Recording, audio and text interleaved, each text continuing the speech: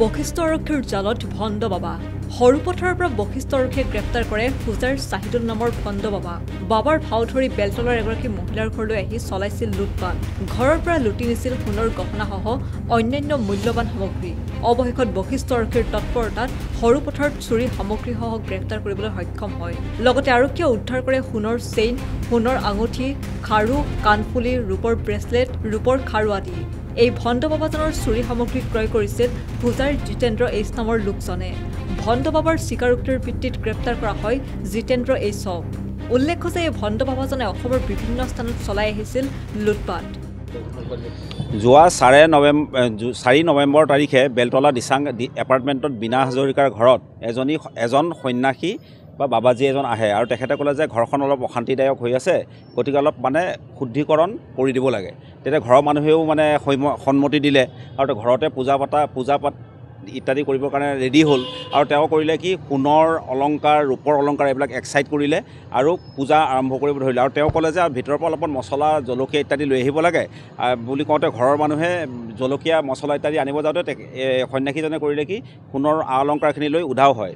প্ৰথমতে এই কেছটো টোটেলি ক্লুলেছ হৈ আছিলে। লগে লগে আমাৰ কেছ এটা ৰেজিষ্টাৰ কৰা হ'ল, বশিষ্ঠ PS কেছ নাম্বাৰ 55225। আৰু তাৰপিছত মানুহজনৰ সন্ধানত বিচাৰি আমাৰ বশিষ্ঠ থানাই লেড বাই OC সেই মানুহজনক একিউজজনক এৰেষ্ট কৰা হ'ল। এই বাবাজীজনৰ নাম হ'ল চাহিদুল আলী। তেখেতৰ অৰিজিনেল ঘৰ হ'ল হুজাই FCI পথ। আৰু তেখেতক ধৰা হ'ল যোৱাকালি সৰুপথাৰৰ পৰা। আৰু সৰুপথাৰৰ পৰা তেখেতক ধৰাৰ পাছত তেখেতে সোণখিনি ডিছপ'জ কৰিছিলে হুজাইত।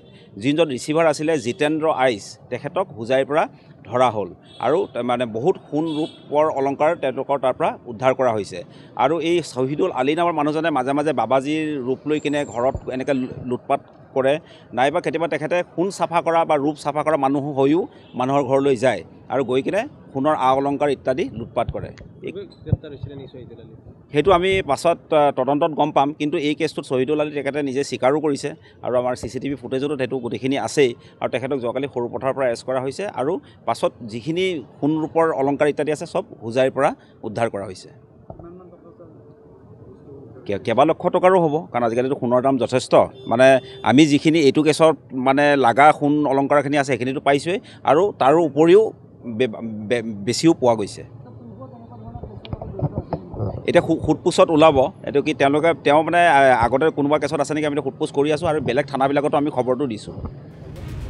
গুৱাহাটীৰ পৰা Rima Sharma, news desk report.